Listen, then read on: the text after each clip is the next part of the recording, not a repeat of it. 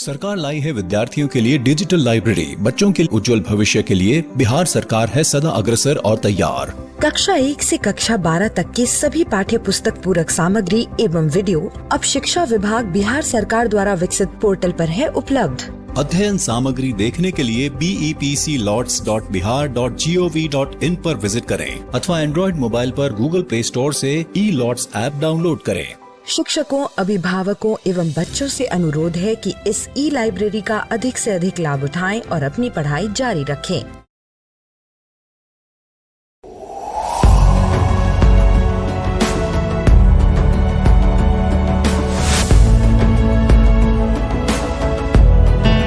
नमस्कार। आप शिक्षकों द्वारा दी गई अच्छी शिक्षा से आज लाखों विद्यार्थी इनोवेशंस कर रहे हैं। उन सभी को इंस्पायर अवार्ड्स मानक में हिस्सा लेने प्रोत्साहित कीजिए। करना है इतना कि आपके विद्यालय के 6ठी से 10वीं कक्षा के छात्र और छात्राएं साइंस और टेक्नोलॉजी पर आधारित अपने इनोवेटिव आइडियाज आपके पास जमा करें ताकि वो DST और NIF द्वारा आयोजित इंस्पायर अवार्ड्स मानक प्रतियोगिता में हिस्सा ले सकें। 1 लाख छात्रों को 10-10 हजार रुपए मिलेंगे अपने आइडियाज को प्रोटोटाइप्स बनाने के लिए। फिर छात्र डिस्ट्रिक्ट, स्टेट और नेशनल लेवल पर अपने इनोवेशंस को दिखाएंगे। फिर प्राइजेस और सम्मान पाएंगे। तो आज ही अपने स्टूडेंट्स को हिस्सा दिलवाएं इंस्पायर अवार्ड्स मानक में।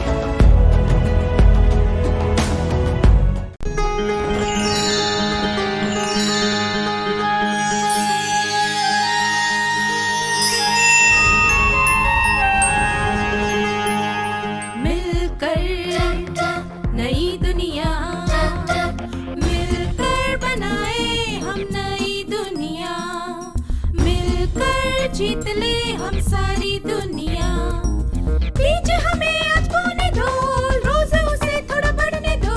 छू लेंगे आकाश हम, मन के विचार हकीकत बने। सिद्धि फल से आनंद देंगे, कोशिश कर बढ़े, सोच बुलंद करे।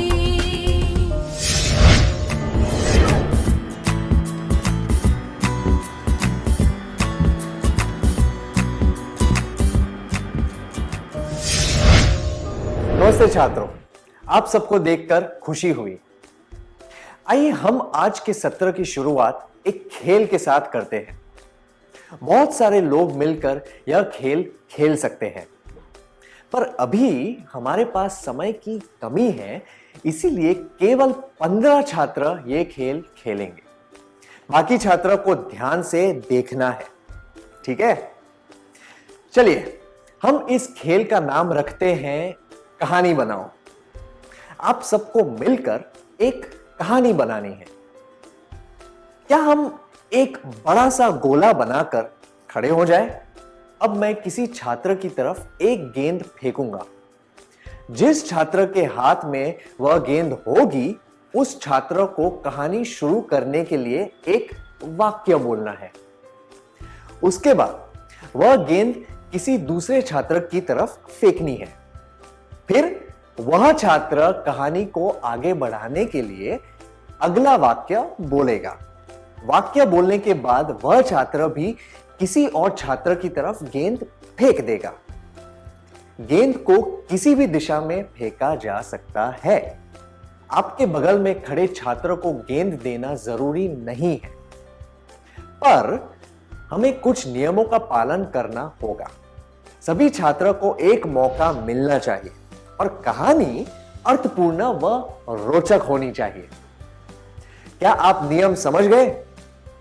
क्या हम शुरू करें?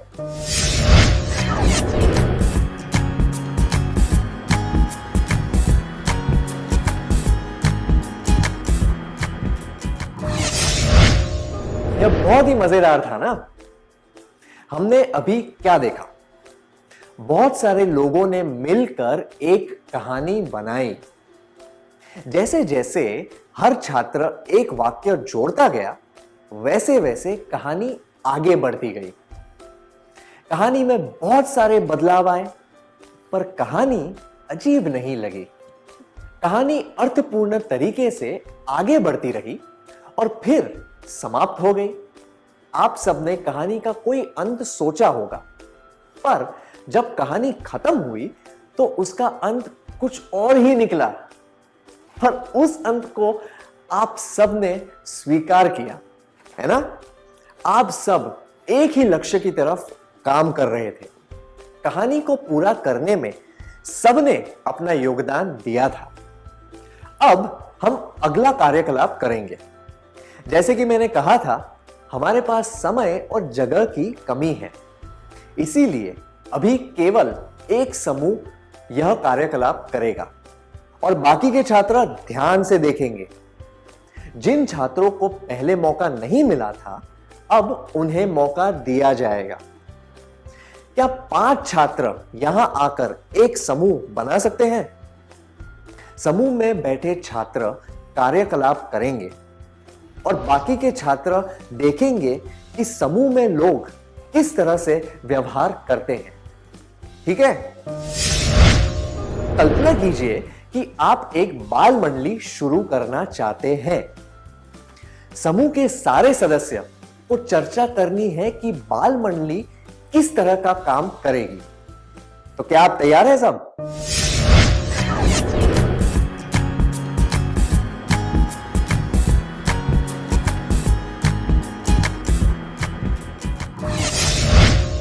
धन्यवाद। यह देखकर अच्छा लगा कि आप सबके पास बाल मंडली के बारे में बहुत सारे विचार थे। तो अब आपके लिए एक प्रश्न है। आपने दोनों समूहों की गतिविधियों में क्या अंतर देखा? कहानी बनाने वाले समूह और अभी की गई सामूहिक चर्चा में क्या फर्क था?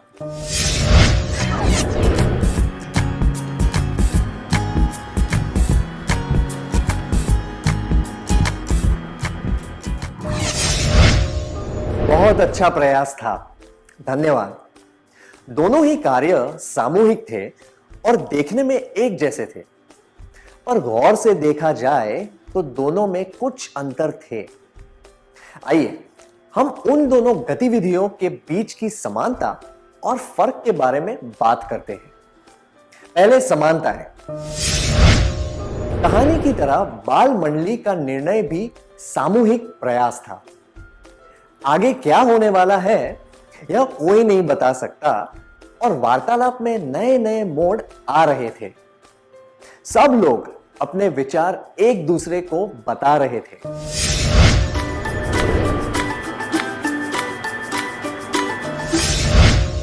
अब अंतर देखते हैं। कहानी के खेल में सबको अपनी बात बताने का एक ही मौका मिला, पर चर्चा में ऐसी कोई पाबंदी नहीं थी। चर्चा में कभी कभी किसी सदस्य ने बिल्कुल भी बात नहीं की थी। जिन बातों पर चर्चा करनी थी उसके अलावा भी समूह में बहुत सी बातें हो रही थी, जैसे कि लोगों के बीच मतभेद, एक दूसरे के विचारों से सहमत या असहमत होना इत्यादि। चर्चा के दौरान कुछ छात्रों ने अहम भूमिका निभाई। तो सामूहिक चर्चा क्या होती है? आइए उसकी एक परिभाषा बनाते हैं। सामूहिक चर्चा का मतलब है समूह में बैठकर किसी निश्चित विषय पर चर्चा करना, ताकि विचारों के आदान प्रदान से सब लोग कुछ सीख सकें। अब एक और कार्यकलाप करेंगे। अभी हमने देखा कि सामूहिक चर्चा में किस तरह का व्यवहार करना चाहिए। क्या अब हम एक सामूहिक चर्चा करें? इस टीवी पर आने वाले विज्ञापनों के नकारात्मक और सकारात्मक पहलुओं के बारे में चर्चा करेंगे। जिन छात्रों को पहले मौका नहीं मिला था, अब उन्हें मौका दिया जाएगा। इस चर्चा में 5 छात्र भाग लेंगे। ठीक है?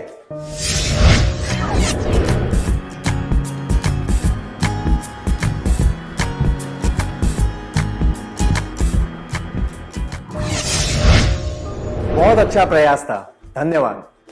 सामूहिक चर्चा के दौरान सबका अधिकार और जिम्मेदारी होती है कि वे अपने विचार व्यक्त करें। बिना भेदभाव और पक्षपात के सबकी बात सुननी चाहिए।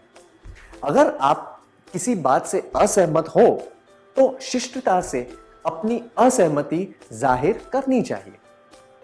सामूहिक चर्चा में एक दूसरे के विचारों को समझना भी जरूरी होता है। अगर चर्चा के दौरान बहुत शोर हो रहा हो तो इसका मतलब है कि व्यवस्थित वार्तालाप की जगह स्थिति अस्त व्यस्त हो रही है। चर्चा में बहुत सारे लोग भाग लेते हैं, इसीलिए जाने अनजाने में लोगों की भावनाओं का भी आदान प्रदान होने लगता है। अगर कोई व्यक्ति दृढ़ता से किसी के विचारों पर असहमति जताए तो दूसरे को गुस्सा आ सकता है। कुछ लोगों को यह भी लगता है कि उनकी बात कोई नहीं सुन रहा, पर सब लोगों को अपनी भावनाओं पर काबू रखने की कोशिश करनी चाहिए। असरदार सामूहिक चर्चा में नए नए विचार और दृष्टिकोण सामने आते हैं। जब नए विचार सामने आते हैं तो लोग उन विचारों को सुनकर स्वीकार करना चाहते हैं। इससे सामूहिक चर्चा सही दिशा में आगे बढ़ती है। सामूहिक चर्चा को सार्थक बनाने के लिए सभी सदस्यों को उचित समय पर नए विचार सामने रखने चाहिए। लोग उन विचारों को ठीक से समझकर स्वीकार कर पाए, उसके लिए विचारों को प्रमाणित करना जरूरी है। अपने विचार संक्षिप्त में और स्पष्ट रूप से बताने चाहिए। क्या हम सत्र का सार संक्षेप कर लें?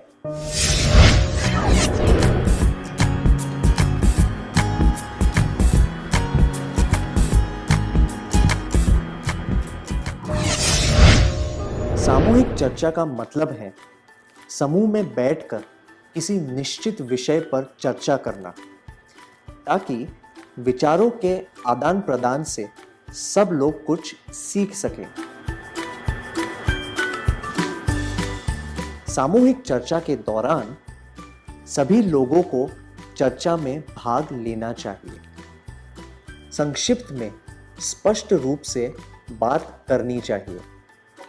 बिना पक्षपात के ध्यान देकर चर्चा सुननी चाहिए। विषय से भटकना नहीं चाहिए।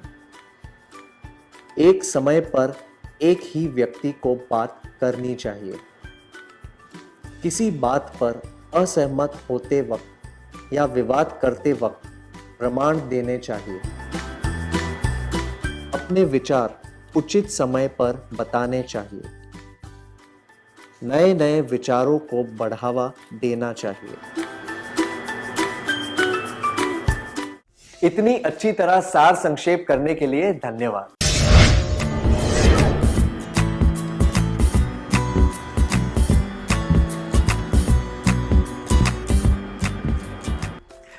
पिछले सत्र में हमने सामूहिक चर्चा और सामूहिक चर्चा में स्वीकार्य व्यवहार के बारे में सीखा था।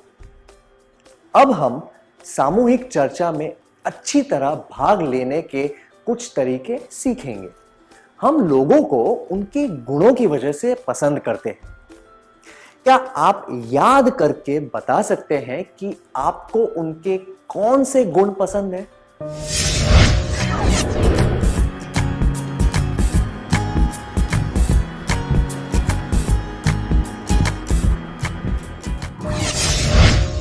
अपने विचार बताने के लिए धन्यवाद। आप इन लोगों को अपना आदर्श मान सकते हैं। आप उनके जैसे तौर तरीके अपनाकर खुद में भी वे सारे गुण ला सकते हैं।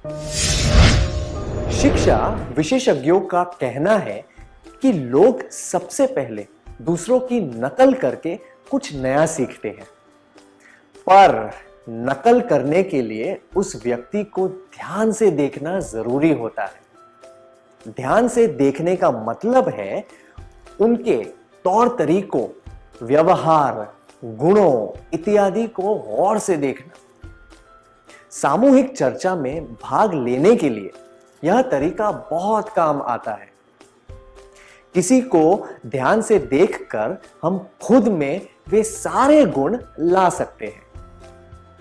जब हम सामूहिक चर्चा में भाग लें, तब हमें ध्यान से देखना चाहिए कि लोग किस तरह से अपने विचार प्रकट करते हैं। लोग किस तरह किसी बात पर सहमति या असहमति व्यक्त करते हैं, लोग किस तरह से हाव भाव दर्शाते हैं।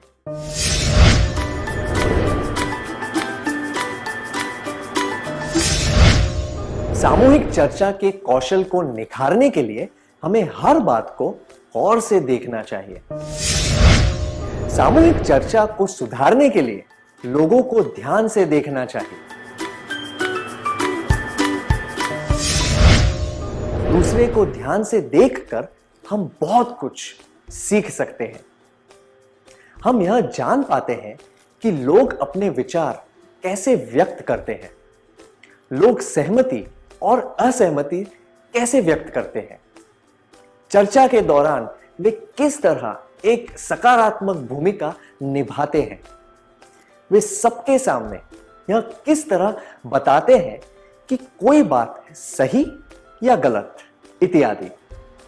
इन सब बातों पर ध्यान देने से हम यह सीख सकते हैं कि सामूहिक चर्चा में किस तरह बात करनी चाहिए। बात करने के तरीके के अलावा हमें दूसरी चीजों के बारे में भी पता चलता है, जैसे कि उचित हाव भाव दर्शाना और अपने भावनाओं पर काबू रखना।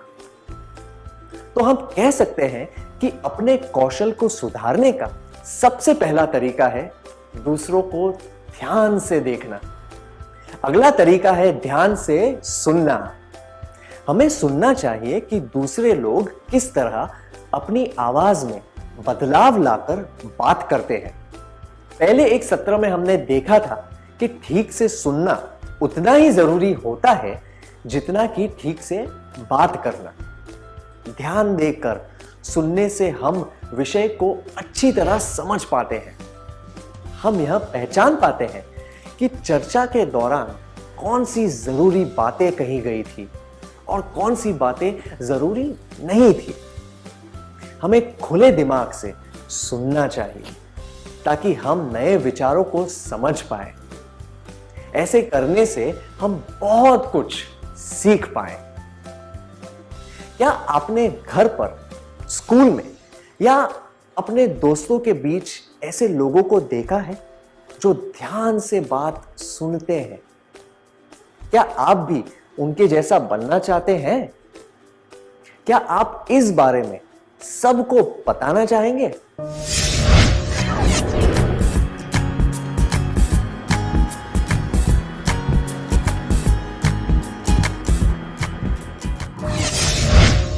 धन्यवाद। हम अपनी मातृभाषा और दूसरी भाषाएं सुनकर ही सीखते हैं। इसलिए यह कहा जाता है कि बोलने से पहले सुनना जरूरी है।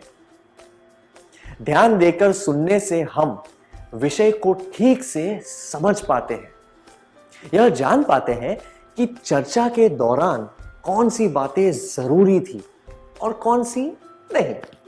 खुले दिमाग से सबकी बातें सुन पाते हैं, नए विचार जान पाते हैं और बहुत कुछ सीख पाते हैं।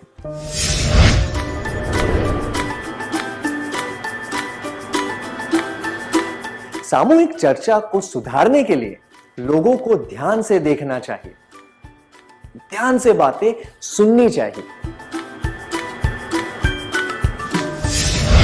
अगर आप ध्यान से नहीं सुनेंगे तो आप बिना सोचे समझे बोलते ही रहेंगे।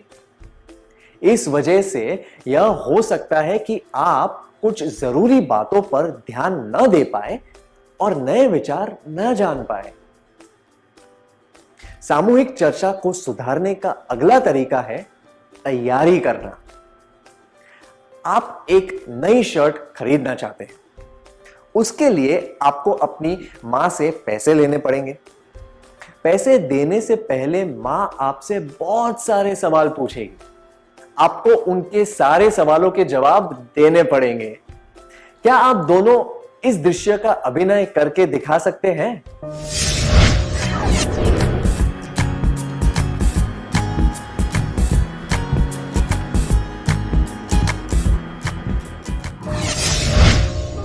बहुत बहुत बढ़िया था, धन्यवाद। मां से पैसे लेने के लिए आपने क्या किया? आप मां के सवालों का जवाब देने के लिए तैयार थे। चाहे कोई काम कितना भी सरल क्यों ना हो, पर उसकी तैयारी करने से काम अर्थपूर्ण और सफल हो जाता है। सामूहिक चर्चा भी तभी अच्छी हो सकती है जब सारे सदस्यों ने पूरी तैयारी की हो। तैयारी के बिना तो चर्चा आम वार्तालाप की तरह हो जाएगी। तैयारी करने का समय इस बात पर निर्भर करता है कि चर्चा कितनी औपचारिक या अनौपचारिक है।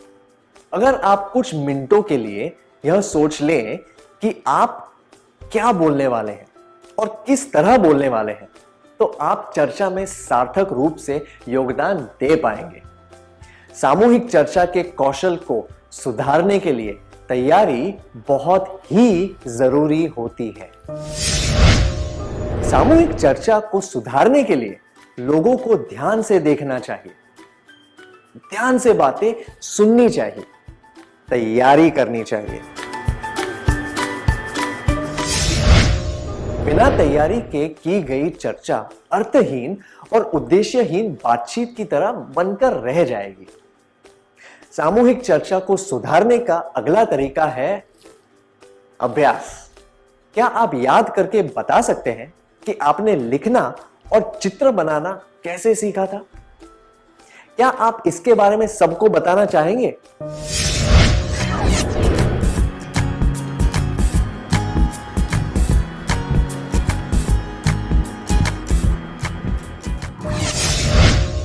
लिखना सीखने से पहले आपके हाथ में जो भी आता था, आप उससे आड़ी तिरछी लकीरें बनाने लग जाते थे। जैसे कि चौक, पेंसिल या पेन से किसी भी तरह की लकीरें बनाना। फिर आप सीधी लकीरें और गोले बनाने लग गए। उसके बाद आपने लकीरों को जोड़कर अक्षर लिखना सीखा।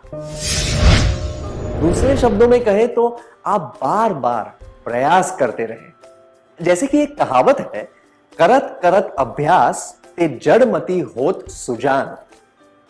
इस तरह सामूहिक चर्चा का कौशल भी अभ्यास करने से सुधरता है। दोस्तों के साथ बैठकर किसी विषय पर चर्चा करने से भी आप सामूहिक चर्चा का अभ्यास कर सकते हैं। इस तरह के अभ्यास से आप औपचारिक और गंभीर सामूहिक चर्चा में भाग लेने के लिए आत्मविश्वास जुटा सकते हैं। सामूहिक चर्चा को सुधारने के लिए लोगों को ध्यान से देखना चाहिए, ध्यान से बातें सुननी चाहिए, तैयारी करनी चाहिए, अभ्यास करना चाहिए। अगला तरीका है सामूहिक चर्चा में भाग लेना। आप साइकिल चलाना चाहते हैं? आप ध्यान से देखते हैं कि दूसरे लोग साइकिल किस तरह चलाते हैं। आप देखते हैं कि लोग साइकिल पर किस तरह चढ़ते हैं, पैडल कैसे मारते हैं, साइकिल कैसे रोकते हैं, इत्यादि। अब आपको सैद्धांतिक रूप से पता है कि साइकिल कैसे चलाते हैं, पर आप अभी तक साइकिल पर बैठे नहीं हैं। क्या आप केवल साइकिल चलाने की सिद्धांतों को जानकर साइकिल चला पाएंगे? बिल्कुल भी नहीं। सिद्धांतों को प्रयोग में लाना भी जरूरी होता है। क्या अब हम एक कार्यकलाप करें? कल्पना कीजिए कि कोई व्यक्ति केवल साइकिल चलाने के सिद्धांतों के आधार पर साइकिल चलाने की कोशिश कर रहा है। क्या आप में से कोई इस दृश्य का अभिनय करके दिखा सकता है?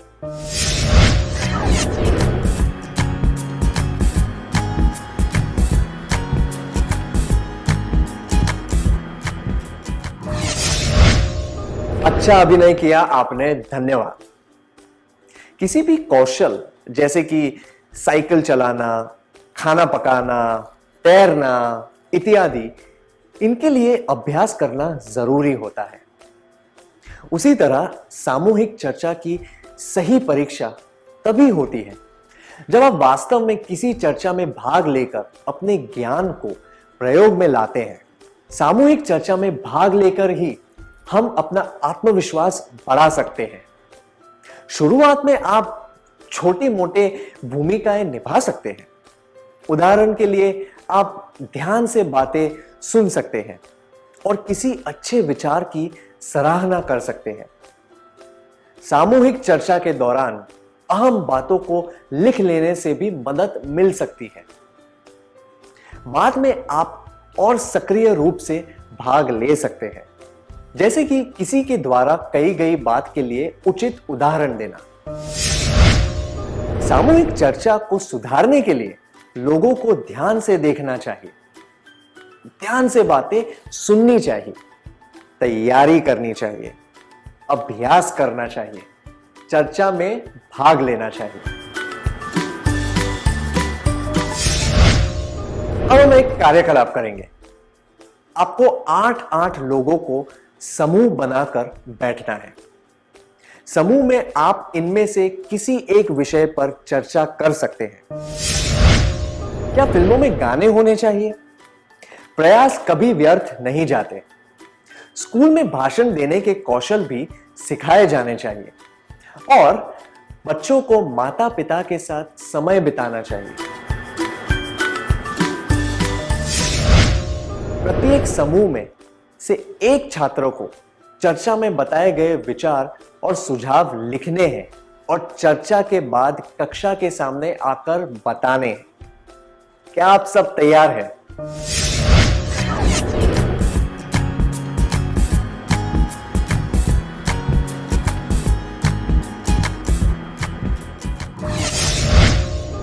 बहुत बढ़िया, आप सबको बधाई हो।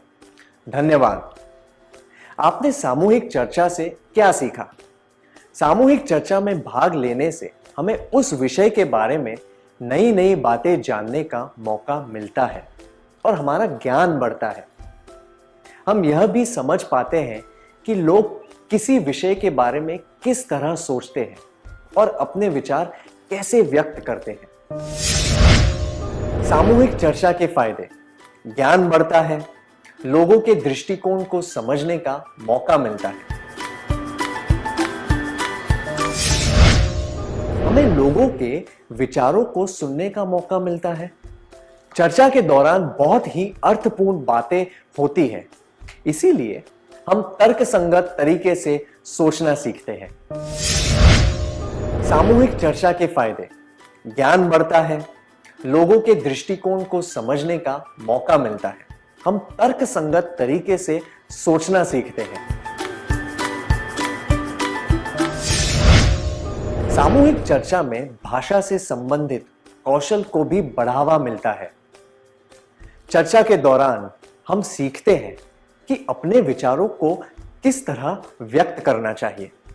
जब हम दूसरों को बात करते हुए सुनते हैं तो हम में भी वो आत्मविश्वास पैदा होता है, हमें भी अपने विचार बताने का हौसला मिलता है। हम लोगों को ध्यान से देखना सीखते हैं, भाषा से संबंधित कौशल भी सुधारते हैं। सामूहिक चर्चा के फायदे: ज्ञान बढ़ता है, लोगों के दृष्टिकोण को समझने का मौका मिलता है, हम तर्कसंगत तरीके से सोचना सीखते हैं, आत्मविश्वास बढ़ता है, हम लोगों को ध्यान से देखना सीखते हैं, भाषा से संबंधित कौशल भी सुधरते हैं। सामूहिक चर्चा के द्वारा हम दूसरों के विचार जान पाते हैं। हमें यह भी पता चलता है कि लोग अपने विचार कैसे व्यक्त करते हैं। इस अनुभव से लोगों के प्रति और दुनिया के प्रति हमारा दृष्टिकोण बदलता है। जब हम किसी के साथ असहमत होते हैं तो समस्याओं को हल करने के कौशल में सुधार आता है। बहुत से विचार सुनते वक्त जब हम किसी विचार से सहमत होते हैं तो हम अपने निर्णय लेने के कौशल को भी सुधार पाते हैं। तो हम कह सकते हैं कि सामूहिक चर्चा के फायदे: ज्ञान बढ़ता है, लोगों के दृष्टिकोण को समझने का मौका मिलता है, हम तर्कसंगत तरीके से सोचना सीखते हैं, आत्मविश्वास बढ़ता है, हम लोगों को ध्यान से देखना सीखते हैं, भाषा से संबंधित कौशल भी सुधरते हैं, समस्याओं को हल करने के कौशल में सुधार आता है। निर्णय लेने के कौशल में सुधार आता है। हमारा दृष्टिकोण बदलता है।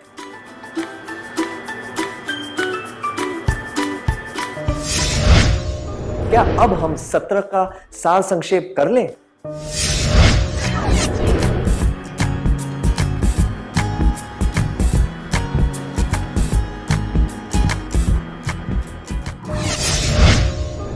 सामूहिक चर्चा को सुधारने के लिए लोगों को ध्यान से देखना चाहिए, ध्यान से बातें सुननी चाहिए, तैयारी करनी चाहिए, अभ्यास करना चाहिए, चर्चा में भाग लेना चाहिए। सामूहिक चर्चा करने से ज्ञान बढ़ता है, लोगों के दृष्टिकोण को समझने का मौका मिलता है, हम तर्कसंगत तरीके से सोचना सीखते हैं, आत्मविश्वास बढ़ता है, हम लोगों को ध्यान से देखना सीखते हैं, भाषा से संबंधित कौशल भी सुधरते हैं, समस्याओं को हल करने के कौशल में सुधार आता है, निर्णय लेने के कौशल में सुधार आता है, हमारा दृष्टिकोण बदलता है।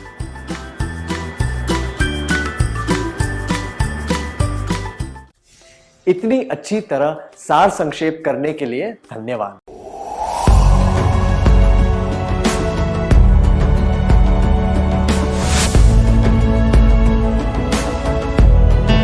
नमस्कार। आप शिक्षकों द्वारा दी गई अच्छी शिक्षा से आज लाखों विद्यार्थी इनोवेशंस कर रहे हैं। उन सभी को इंस्पायर अवार्ड्स मानक में हिस्सा लेने प्रोत्साहित कीजिए।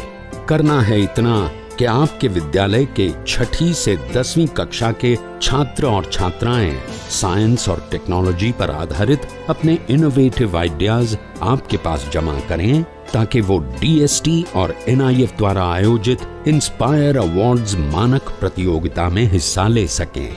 1 लाख छात्रों को 10-10 हजार रुपए मिलेंगे अपने आइडियाज को प्रोटोटाइप्स बनाने के लिए। फिर छात्र डिस्ट्रिक्ट, स्टेट और नेशनल लेवल पर अपने इनोवेशंस को दिखाएंगे, फिर प्राइजेस और सम्मान पाएंगे। तो आज ही अपने स्टूडेंट्स को हिस्सा दिलवाएं इंस्पायर अवार्ड्स मानक में।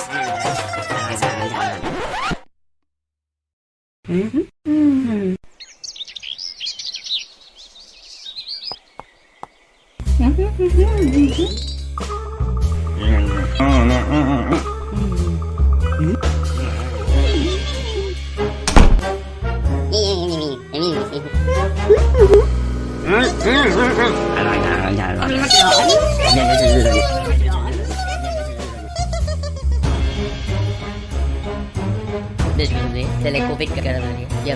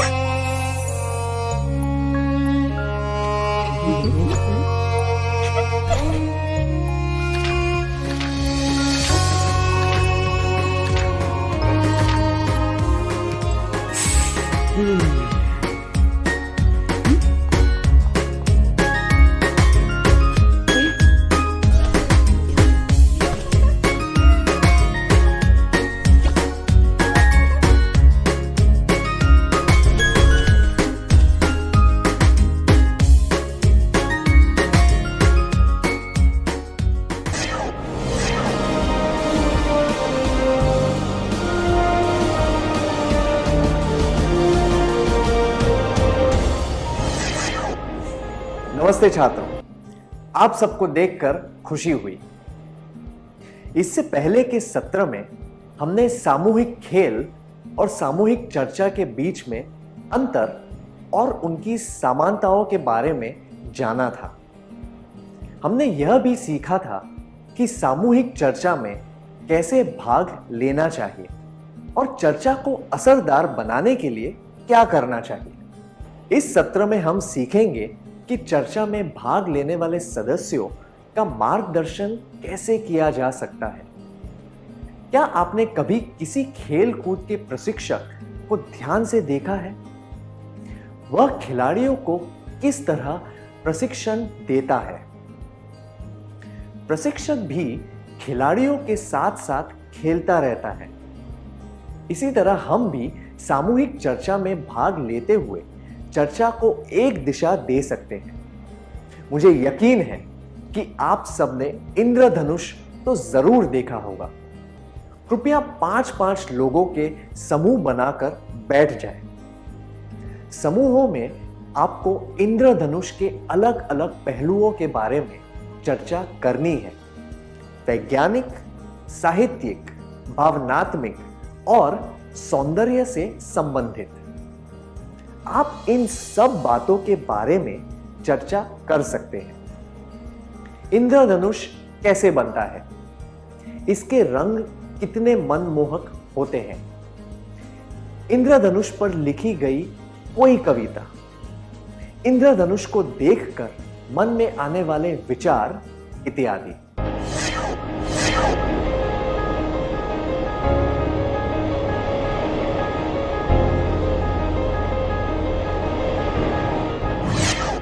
सर आइजैक न्यूटन ने यह साबित किया था कि इंद्रधनुष कैसे बनता है। जब सूर्य की रोशनी वायुमंडल में पाई जाने वाली पानी की बूंदों से होकर गुजरती है तो उसके रंग बिखर कर इंद्रधनुष के रूप में नजर आते हैं। जब हम आंखों से सफेद रोशनी को देखते हैं तो उसमें कोई भी रंग नजर नहीं आता, पर जब रोशनी पानी को बूंदों या प्रिज्म से होकर गुजरती है तो उसके रंग बिखर कर 7 रंग के पट्टों की तरह दिखते हैं। उसी तरह हम सब में बहुत से गुण होते हैं।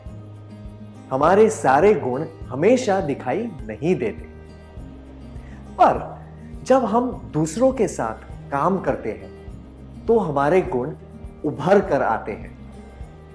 उदाहरण के लिए, जब हम सामूहिक चर्चा में भाग लेते हैं तो हमारे ये सब गुण नजर आते हैं।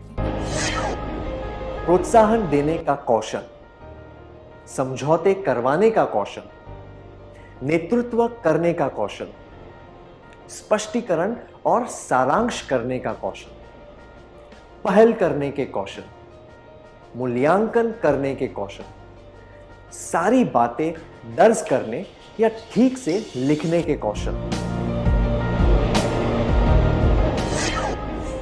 जिस तरह पानी की बूंद से रोशनी में छिपे हुए रंग सामने आ जाते हैं, वैसे ही सामूहिक चर्चा में भाग लेने से हमारे कौशल सबके सामने नजर आने लगते हैं। दूसरे शब्दों में कहें तो इन सब कौशलों का उपयोग करने से सामूहिक चर्चा और असरदार बन सकती है। क्या हम देखें कि सामूहिक चर्चा में भाग लेते हुए हम चर्चा को सही दिशा कैसे दे सकते हैं?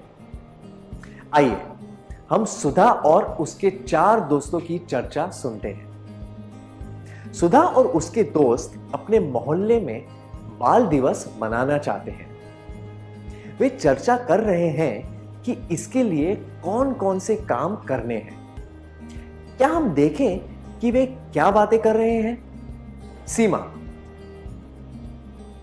क्या हम लतिका, या फिर कुछ खेल? मधु, गायन प्रतियोगिता कैसी रहेगी?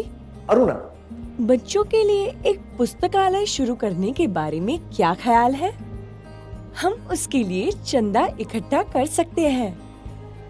सुधा, वाह, ये सुझाव बहुत अच्छा है।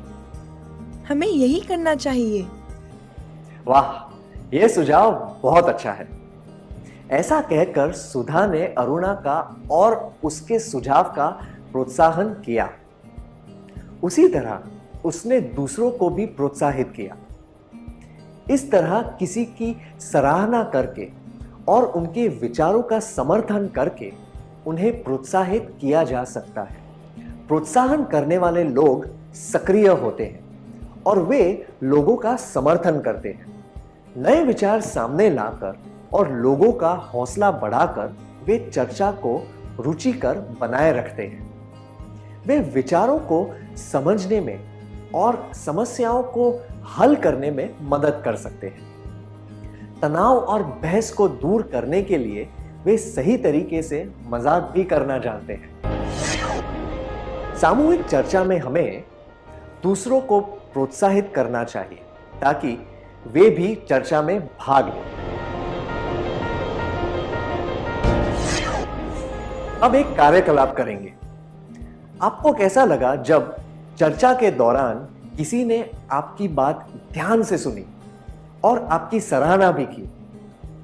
क्या आप इस बारे में सबको बताना चाहेंगे?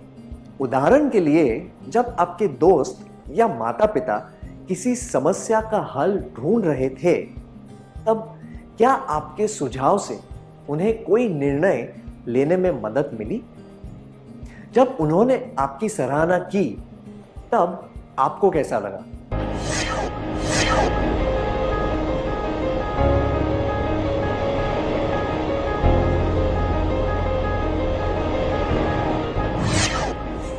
धन्यवाद। आइए देखते हैं कि सुधा और उसके दोस्तों की चर्चा में क्या हो रहा है। अरुणा, हमें बाल पुस्तकालय के लिए चंदा इकट्ठा करना चाहिए। सुधा, ये तो बहुत अच्छा सुझाव है। हमें ऐसा जरूर करना चाहिए। सीमा, पर मुझे तो इसमें कुछ भी उपयोगी नजर नहीं आता। मधु, तुम ऐसा क्यों कह रही हो? सीमा, जब पास में ही एक सार्वजनिक पुस्तकालय है, तो हमें और एक पुस्तकालय की क्या जरूरत है? अरुणा, क्या ऐसा कोई नियम है कि सार्वजनिक पुस्तकालय के पास बाल पुस्तकालय नहीं होना चाहिए? सीमा, ऐसा कोई भी नियम नहीं है, पर जब हम सार्वजनिक पुस्तकालय को अच्छी तरह काम में ले सकते हैं, तो दूसरा पुस्तकालय खोलने की क्या जरूरत है? मधु, हमें लतिका की भी बात सुननी चाहिए। उसे अब तक कुछ भी कहने का मौका नहीं मिला है। क्या आप में से कोई 5 लोग इस दृश्य का अभिनय करके दिखा सकते हैं? सीमा बाल पुस्तकालय खोलने के विचार की आलोचना करती है। लतिका, अरुणा जोर से और दृढ़ता से कहती है कि बाल पुस्तकालय होना ही चाहिए। सुधा बाल पुस्तकालय खोलने का समर्थन करती है। मधु लतिका को बात करने के लिए प्रोत्साहित करती है। हमने देखा कि जरूरत पड़ने पर मधु हमेशा बीच में आकर स्थिति को संभाल लेती। सीमा ने जब आलोचना की, तब मधु ने कहा, तुम ऐसा क्यों कर रही हो? और उसने लतिका को भी बात करने का मौका दिया। मधु बात को बिगाड़ने नहीं देती। इस तरह वह एक समझौता करने वाले की भूमिका निभा रही थी। समझौता करने वाले लोग सामाजिक स्वभाव के होते हैं। वे ऐसे लोगों को सबके सामने लाते हैं जो अपने शर्मीलेपन की वजह से ज्यादा बात नहीं कर पाते। वे लोगों को अपनी बात कहने का अवसर देते हैं। समझौता करवाने वाले लोग दूसरे के साथ मिलकर अच्छी तरह काम कर पाते हैं और समूह को एकजुट रख के मदद करते हैं। वे सहनशील होते हैं और दूसरों के साथ अच्छे रिश्ते बनाकर रखते हैं। वे सब्र से काम लेते हैं और व्यवहार कुशल होते हैं। उन्हें दूसरों की भावनाओं और जरूरतों की समझ होती है। वे किसी भी झगड़े को आसानी से सुलझा पाते हैं। वे अड़ियल लोगों से भी काम निकलवा लेते हैं, क्योंकि वे गुस्से से नहीं बल्कि दृढ़ता से बात करते हैं। अगर मधु बीच में नहीं आती तो अरुणा और सीमा की बातचीत झगड़े में बदल सकती थी। इसीलिए सामूहिक चर्चा के दौरान बहस और झगड़ा नहीं करना चाहिए। एक दूसरे की बात को समझकर एक मत होने की कोशिश करनी चाहिए। सामूहिक चर्चा में हमें दूसरों को प्रोत्साहित करना चाहिए ताकि वे भी चर्चा में भाग लें। एक दूसरे के साथ बहस करने के बजाय एक मत होकर कोशिश करनी चाहिए।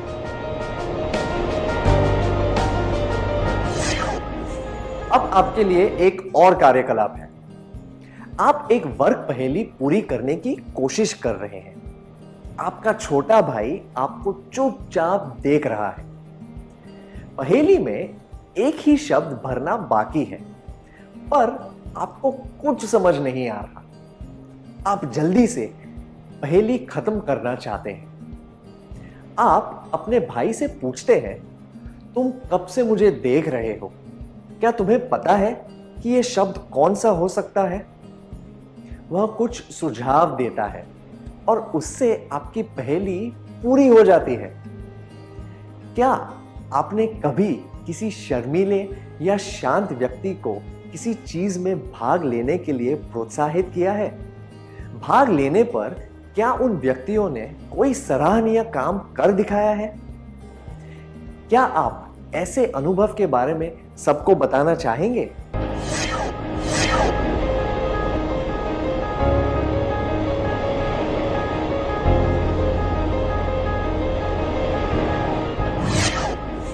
धन्यवाद।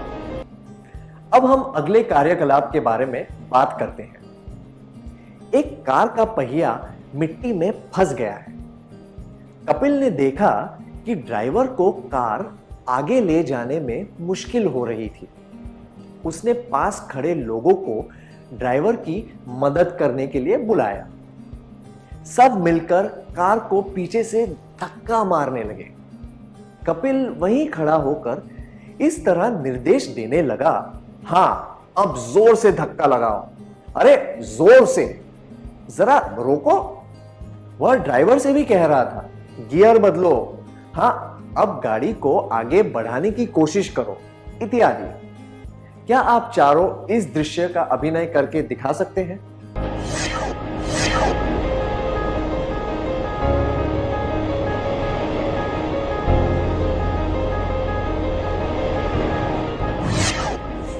बहुत बढ़िया अभिनय था, धन्यवाद।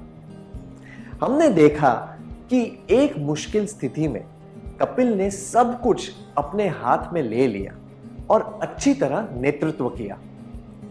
क्या हम देखें कि नेतृत्व करने का कौशल सामूहिक चर्चा में किस तरह काम आता है? आइए देखते हैं कि जब मधु ने लतिका को बात करने का मौका दिया तब क्या हुआ। लतिका, केवल 4 दिन रह गए हैं पुस्तकालय शुरू करने के लिए। अरुणा, सीमा, हमें बाल पुस्तक जहाँ चाह वहाँ राह। हम चाहे तो कुछ भी कर सकते हैं। मधु, क्या हम थोड़ा सब्र से काम ले सकते हैं? हम लतिका को बोलने का मौका देंगे तभी तो उसकी बात सुन पाएंगे।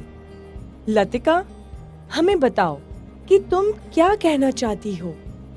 लतिका, बाल पुस्तकालय की आवश्यकता है, पर केवल 3 दिनों में हम पुस्तकालय नहीं खोल सकते।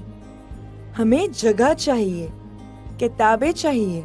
सारे किताबों को विषय के अनुसार जमाना भी तो होगा।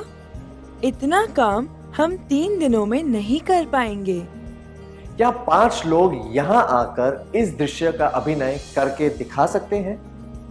लतिका बता रही है कि 3 दिनों में पुस्तकालय शुरू करना मुश्किल है।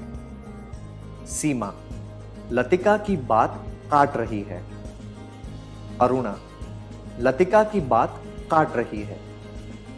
सुधा, मधु अरुणा और सीमा को चुप करवाती है, लतिका को बात करने के लिए प्रोत्साहित करती है।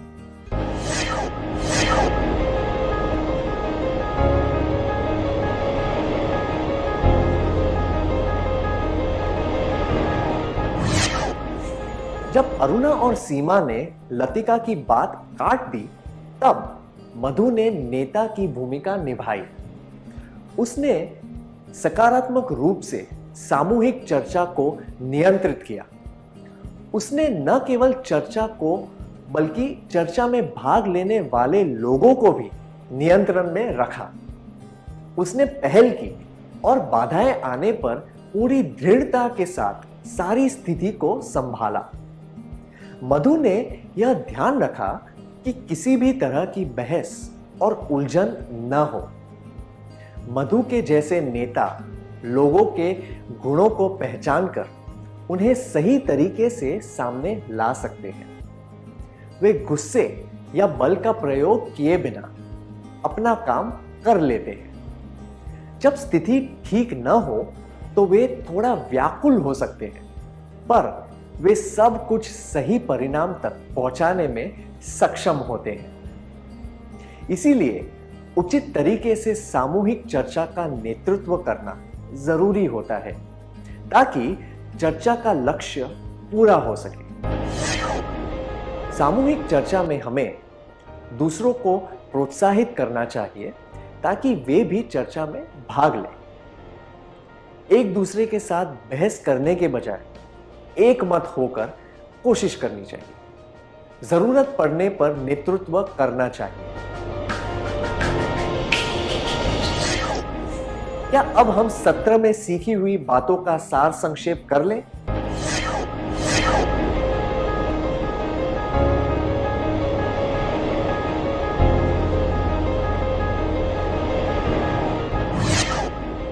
सामूहिक चर्चा में हमें दूसरों को प्रोत्साहित करना चाहिए ताकि वे भी चर्चा में भाग लें।